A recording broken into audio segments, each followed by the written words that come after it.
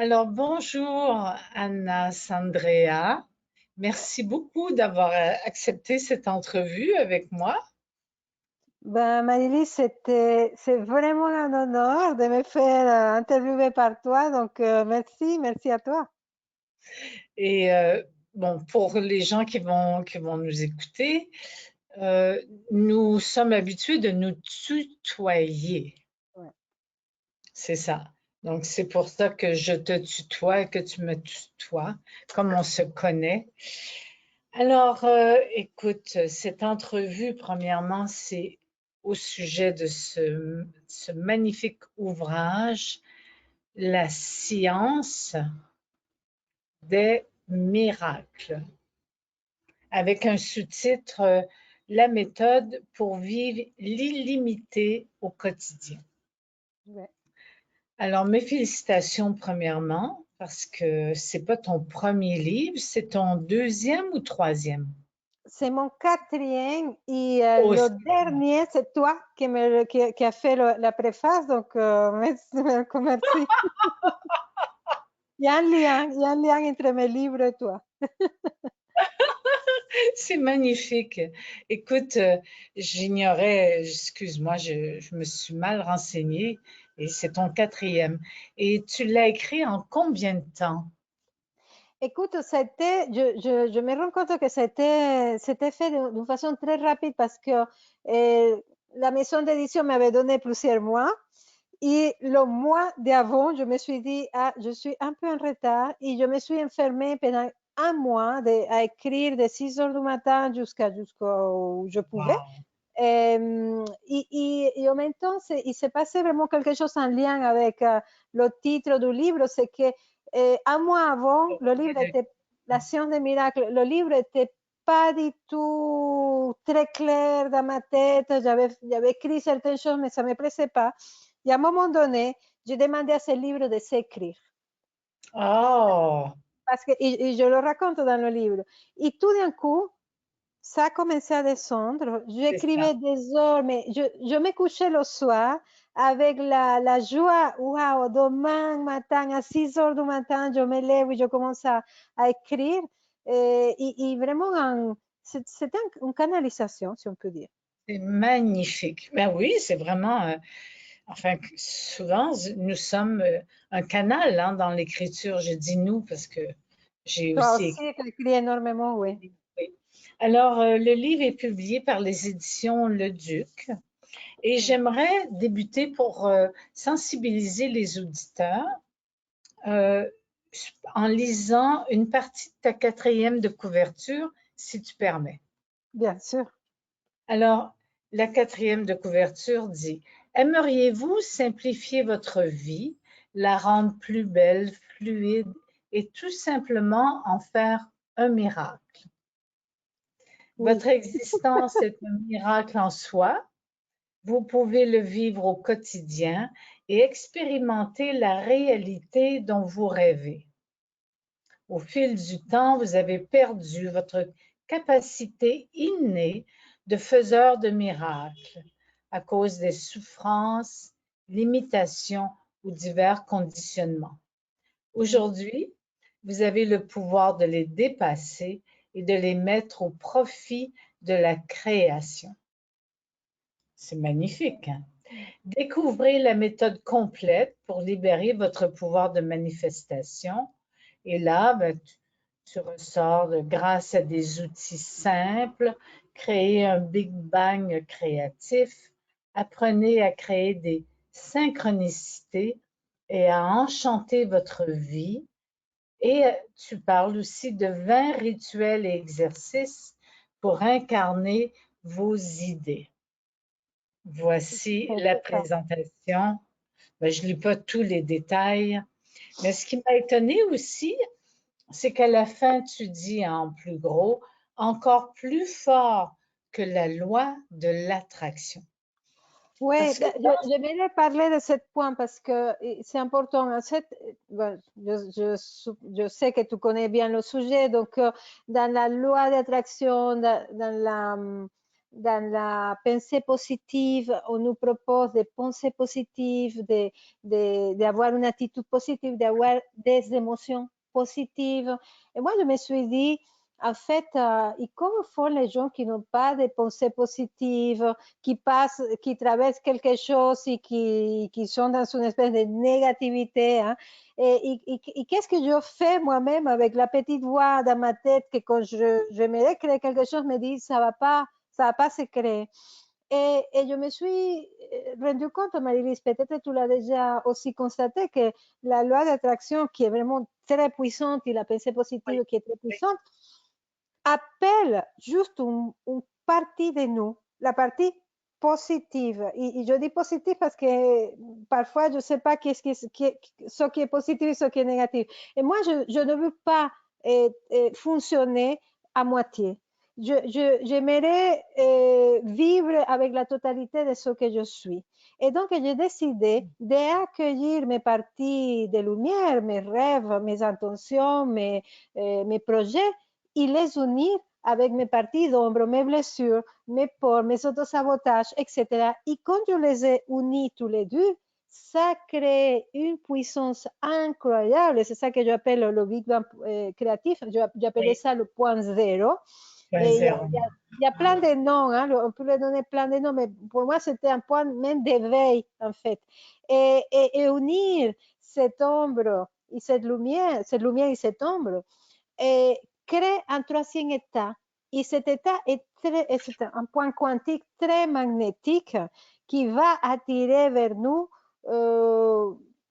des personnes, des possibilités, des ressources pour aller dans le sens de nos rêves. Mais ce que je considère plus intéressant, c'est que parfois, c'est rien à voir avec nos rêves et avec nos intentions, c'est encore autre chose. Et même parfois, c'est juste quelque chose de spirituel et on oublie son rêve et son projet parce que la puissance spirituelle qui crée cette union de l'ombre et la lumière, qu'on le fait à chaque fois qu'on fait une guérison, hein, soyons clairs, hein, une guérison profonde. Et ben, ça, ce qui ça crée, c'est tellement puissant que je me dis, l'intention reste petite, reste anecdotique à côté de la puissance spirituelle que nous manifestons à ce moment-là.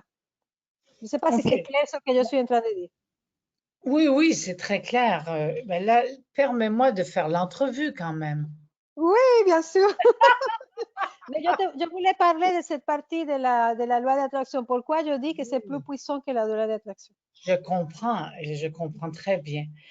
Euh, alors, ma première question qui m'est venue, c'est est-ce qu'on peut rationaliser ce qui n'est pas de la raison comme le miracle? Oui, c'est vrai que c'est quelque chose qui est un peu abstrait et que chacun a sa définition du miracle et sa vision du miracle. Jusqu'à maintenant, on avait la vision un peu spirituelle, pardon, religieuse du miracle et on pensait que le miracle était que religieux. Oui, Et en fait, dans ma pratique, je me suis rendu compte que déjà ma vie était un miracle, que la vie est un miracle et que nous vivons plein de petits miracles quotidiens que parfois on ne donne pas l'importance qu'ils sont. oui, Et, c'est et, vrai. et voilà, et quand j'ai pris conscience de ça, que la vie était un miracle, que nous avions plein de miracles partout, je me suis dit, est-ce que ce miracle peut se créer à souhait? Est-ce qu'ils sont reproductibles? Est-ce qu'on peut, est-ce que c'est une grâce? On peut les créer quand on veut. Et en fait, je me suis rendu compte que oui, c'est une grâce et oui, on peut les créer quand on veut. C'est les deux.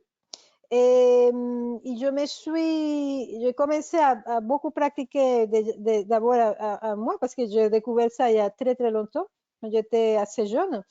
Et après, accompagner tellement de gens que j'ai accompagnés dans mes pratiques, et je me suis rendu compte que le miracle, c'est vraiment quelque chose qui est beaucoup plus commun qu'on le croit et on peut l'appeler, les créer à souhait. Mais il faudra savoir avant que nous avons cette possibilité. Hein. C'est ça, exactement. Et surtout les reconnaître dans notre quotidien et Surtout les reconnaître. toucher des choses.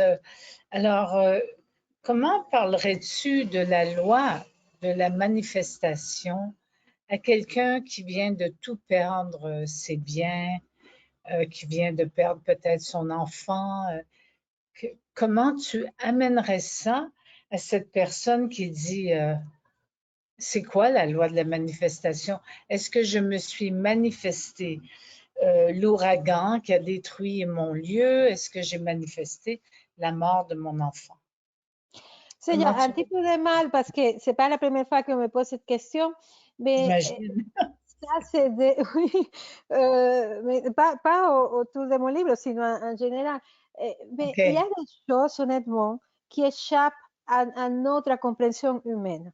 Tu vois? oui, Pour moi, il y a des choses qui, je peux les expliquer, mais qui sont très difficiles à comprendre quand on est frappé pour une tragédie. C'est des choses qu'on va comprendre peut-être quelques années après, qu'on se dit, ouais, cette tragédie avait un sens, oui, cette tragédie m'a appris quelque chose, mais sur le moment, ce sont des choses difficiles à comprendre. Et donc, je préfère à ce moment-là me remettre au divin, tu vois, et me oui, remettre comme en force beaucoup plus grande que moi et qui me mène à une espèce d'humilité.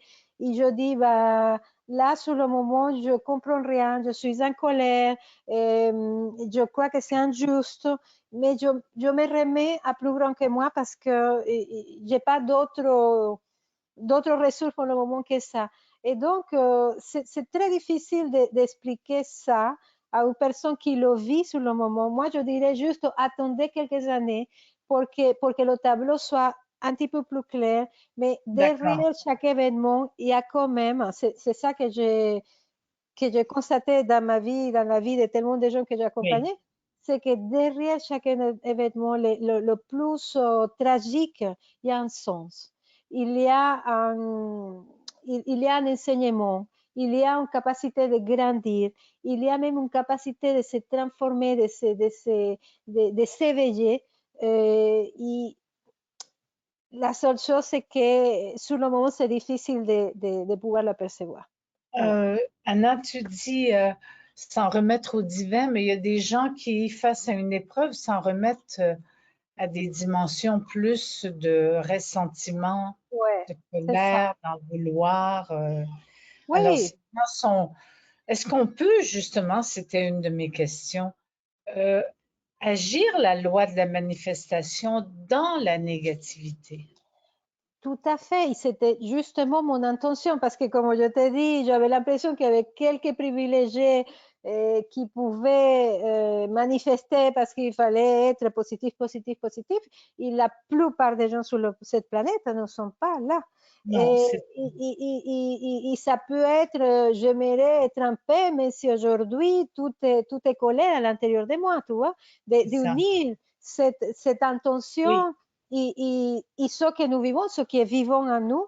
Et j'aimerais, comment ça s'appelle, changer ma relation avec l'argent, mais si aujourd'hui, j'ai pas un sou, j'aimerais me sentir aimée, mais si aujourd'hui, je viens de perdre mon couple, tu vois. Et donc, voilà. mais je pense que tu n'as pas vraiment saisi ma question, et donc je vais la répéter. Est-ce que je peux, si je suis pleine de ressentiment ou plein de ressentiment, de colère et tout ça, dire j'ai envie que telle personne souffre, j'ai envie que quelqu'un ait mal et manifester ça? Alors, je crois que toutes les émotions sont créatrices. Je l'explique très bien dans mon livre. Oui, ah oui, ah oui, Y yo sé que el resentimiento es creador. Y en même oui, temps, vous pouvez faire ça. Je crois que c'est possible. oui, Mais en même temps, je crois qu'il y a un karma horrible aussi que vous êtes en train de vous créer avec ça. tout Et est moi, je vous invite à mettre ce ressentiment, et je le propose dans le livre, oui, et oui, ce ressentiment, cette colère, cette frustration, cette impuissance au service de votre création. Nous c'est ça, pouvons, les émotions difficiles que je explique dans le livre, qui ne sont pas du tout négatives, les émotions difficiles, c'est douloureuses, ça, etc., ont un oui, sens.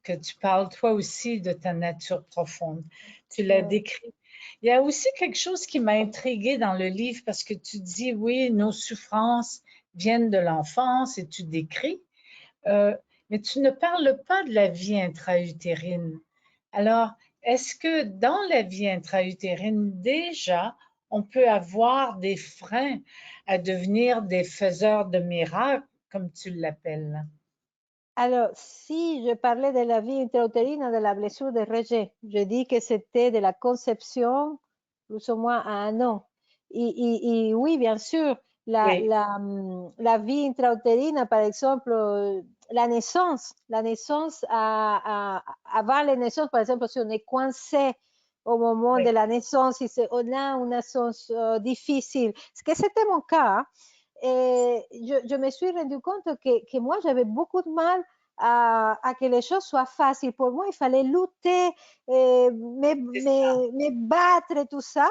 Et un jour, je me suis dit, bah, je voudrais savoir quelle est la source de cette difficulté de vie que je dois me battre 10 fois plus que n'importe quelle personne pour le OK. même objectif. Et en fait, je me suis rendu compte, je suis arrivée avec mes compagnons moi-même au moment de la naissance. Et apparemment, ma mère m'a confirmé après, j'ai eu une naissance très longue. Et, OK. et à un moment donné, je me suis débattue jusqu'à qu'à un moment donné, j'étais tellement fatiguée que j'ai perdu connaissance. Et là, quand je suis, que c'est un lâcher prise, c'est là que les muscles m'ont sorti, etc. Et je crois que quelque chose s'était engrammé en moi à ce moment Oui, et sûrement d'autres moments avant qui disait qu'il fallait se battre pour réussir. c'est Et, ça.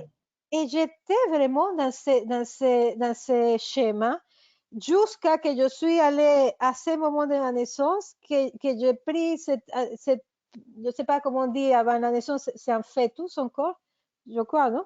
Que j'ai pris cette âme en train de naître, cette fœtus, je ne sais pas comment on Oui, dit, et je l'ai apaisé, il a dit, oh, calme-toi, tout va aller bien, etc. Et depuis, je remarque qu'il y a quelque chose euh, qui s'est fluidifié dans ma vie. d'accord. Donc, Oui, oui, l'étape prénatale, on dit que 30% des blessures oui, se sont créées au moment de prénatal. L'étape prénatale est extrêmement importante. Ouais. tout à fait. Tout à fait. Ça marque d'ailleurs le chemin. Ouais. Alors, merci. Maintenant, quels sont les freins? Tu en parles beaucoup dans ton livre, mais si tu peux juste résumer les freins au miracle Ouais, du je vais lecteur. vous dire pourquoi j'appelle ça les francs au miracle. C'est que parce que pour moi, du moment où il y a une demande, il y a une réponse. Pour moi, l'univers est abondance et bienveillance, etc. Sauf que, sauf que nous avons vécu des expériences comme celle que je viens de raconter. Donc, voilà, au moment on appelle ça nos blessures. On était, on a des croyances qui se sont créées avec ces blessures, c'est-à-dire si j'ai eu du mal à naître, ben, la vie est difficile, il faut me battre, il faut se battre, ok?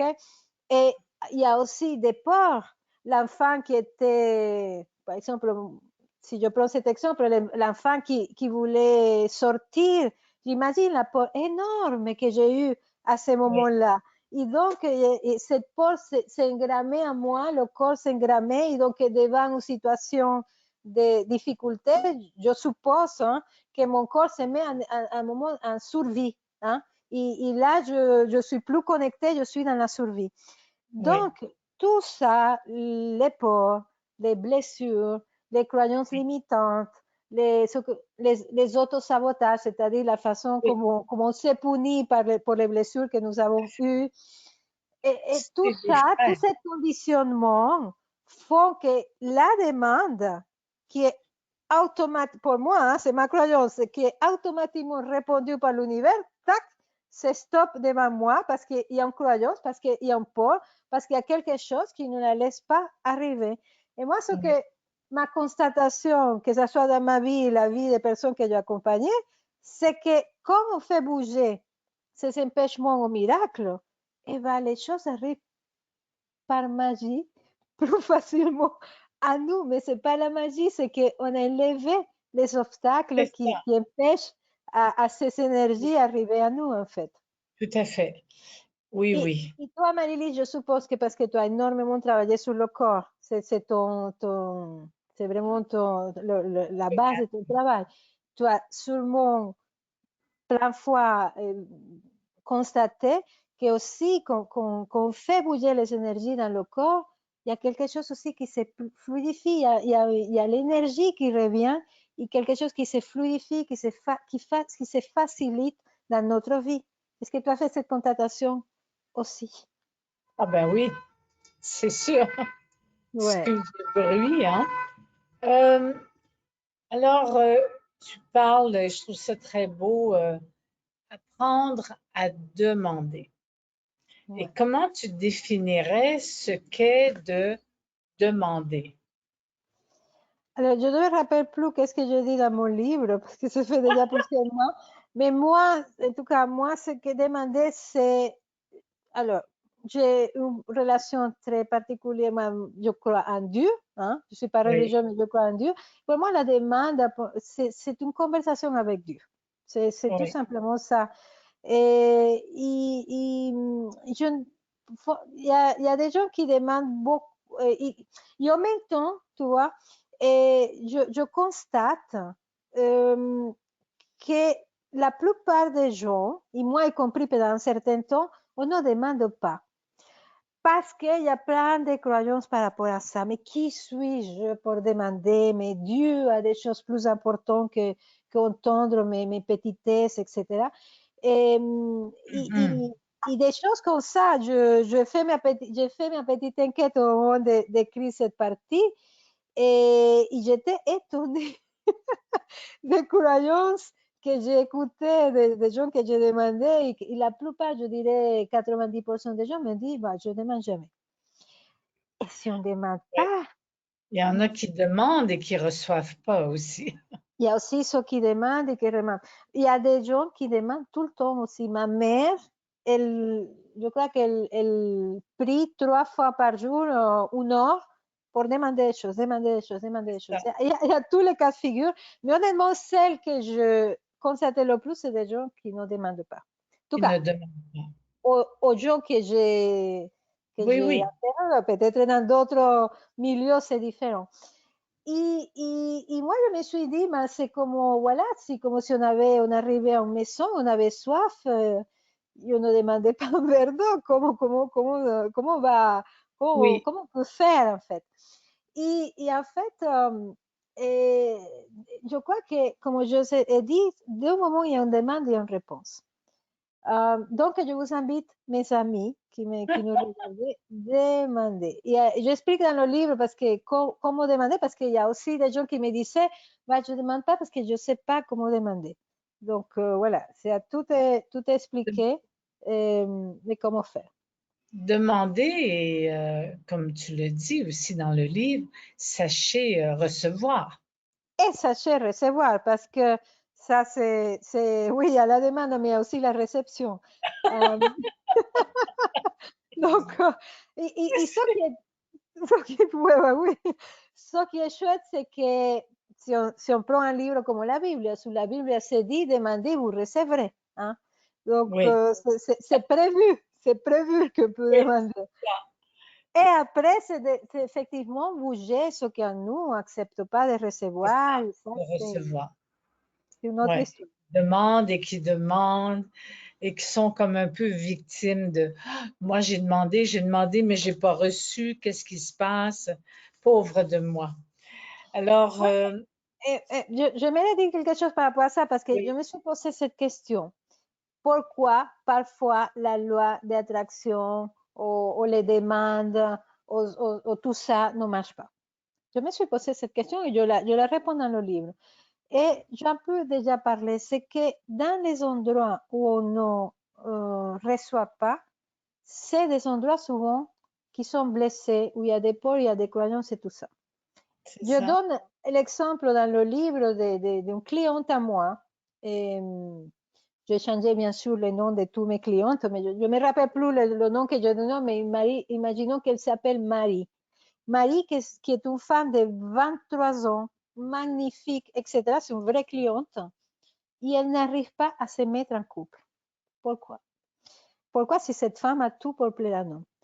Quand on va à la profondeur, elle vient des parents divorcés, ses parents se bagarraient, se tapaient dessus, etc. Okay? Et donc, pour elle, c'est ça le couple. Et inconsciemment, si elle est en couple, c'est pour se battre et pour se taper avec l'autre. Donc, oui, elle veut un couple, mais inconsciemment, elle se sabote ou elle s'empêche parce qu'elle dit, bah, je vais vivre la même chose que mes parents.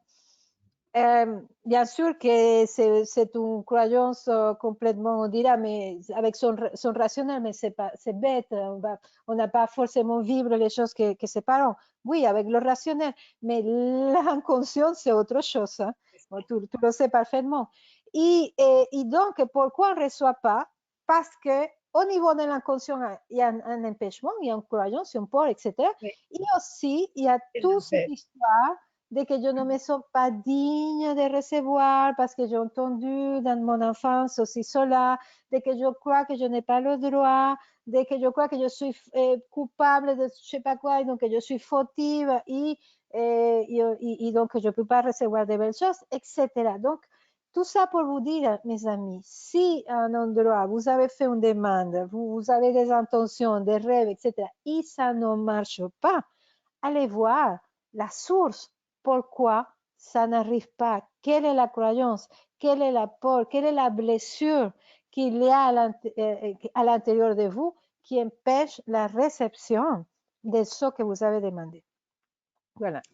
Je pense que pour beaucoup de gens, c'est important d'aller à la source de ce qui bloque et Ouais. non pas juste croire que tout vient du ciel sans qu'il y ait aucun effort de transformation.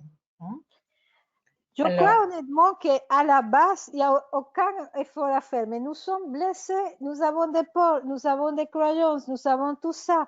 Et donc, on a besoin de tenir en compte que nous sommes des êtres conditionnés, programmés, etc.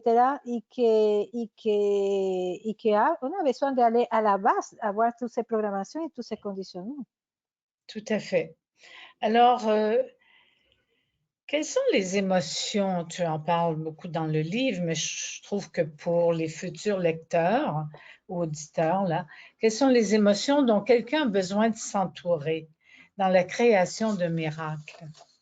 Alors, si je me réfère à une certaine vision de la création des miracles, c'est-à-dire on a besoin de s'entourer des émotions positives, hein? Mais Oui, c'est justement ce que je dis dans le livre. Oui, les émotions positives ou agréables, je préfère les agréables, sont très créatrices.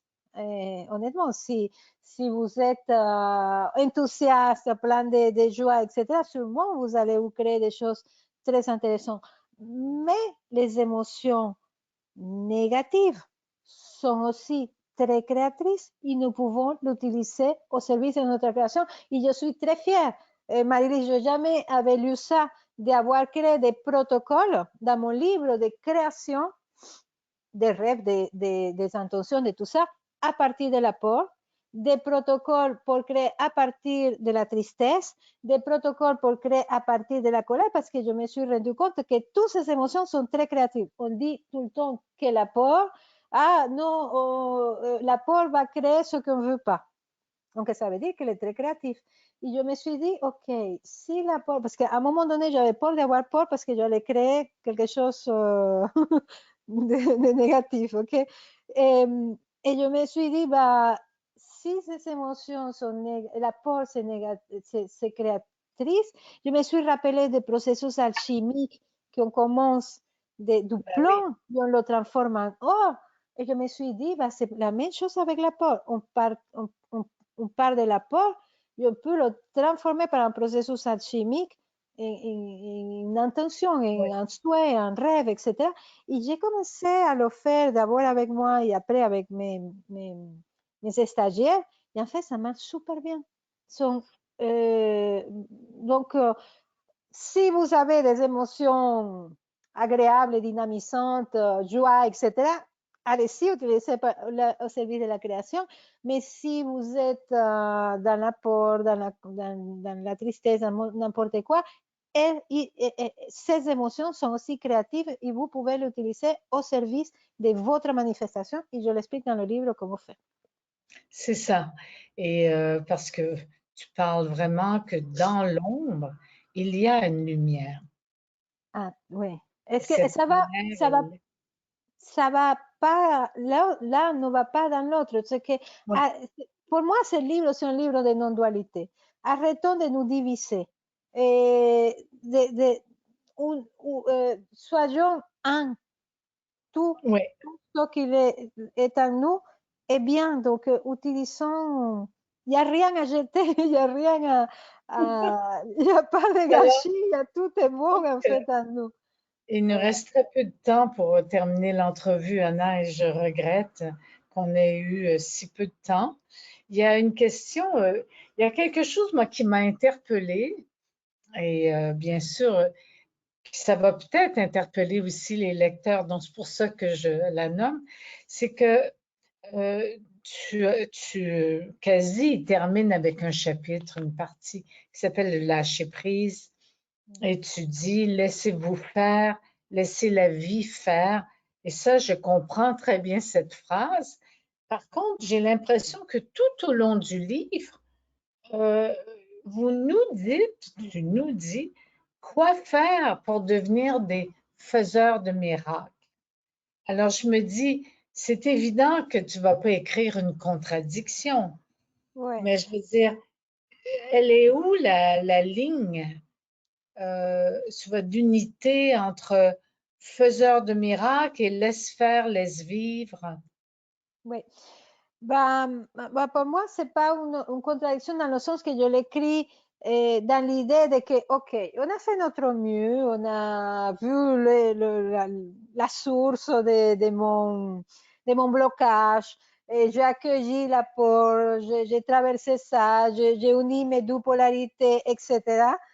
Et en même temps, il arrive un moment que j'ai besoin d'arrêter de vouloir et laisser la vie faire aussi. J'ai fait ma Oui. part. La vie, à elle de faire l'autre, de continuer ce mouvement que j'ai fait. Bien sûr, on peut continuer à faire des rituels et des choses, mais à un moment donné, honnêtement, je le constatais dans ma vie, et, je le dis tout à l'heure, on a besoin de se remettre au divin et se remettre à la vie et laisser aussi la magie opérer. Donc, c'est dans ce sens que je dis lâcher prise. D'accord. Merci infiniment parce que de fait, la vie est magique, Ouais. comme tu l'exprimes et tout ça, et que de prendre conscience que nous mettons des freins à cette magie où nous nous culpabilisons, etc. Je trouve que ton livre défait tout ça. C'est très bien expliqué. Tu donnes des exercices, donc j'invite vraiment les auditeurs puis les lecteurs d'aller acheter ce livre et aussi de, c'est une méthode dont tu parles. Quel est le nom de la méthode? Eh ben, écoute, je donne tellement de choses. La méthode, c'est la science des miracles. OK, Je vais l'appeler parfait. comme ça, ouais. Oui, et j'aimerais dire quelque chose rapidement avant de se quitter, c'est que pour les personnes qui achètent le livre, je propose des matinées d'initiation à la pratique Oui, en groupe de l'action des miracles. Donc, si oui, vous êtes, c'est gratuit pour les personnes qui ont acheté le livre. Donc, si vous voulez participer à une de ces matinées, là, je fais tous les 2 ou 3 mois. Vous pouvez me contacter au contact sommet de la conscience.com, contact sommet bien de la oui. conscience.com, et vous recevrez l'accès pour la prochaine matinée. On passe un moment incroyable à manifester en groupe, à plusieurs. C'est super puissant. Et voilà, je serai ravie Oui, de vous accueillir. Parce que justement, je me disais, tu dois certainement créer des séminaires sur cette méthode, parce qu'elle Ouais, est très, très bien décrite dans le livre. Mais ouais. félicitations. Ah, merci. Alors, Pour le moment, il n'y a que des matinées. Il n'y a pas encore de stage, mais ça va venir l'année prochaine. ouais. Est-ce que tu peux répéter encore le site où te contacter? Parce que beaucoup de Oui, gens te connaissent.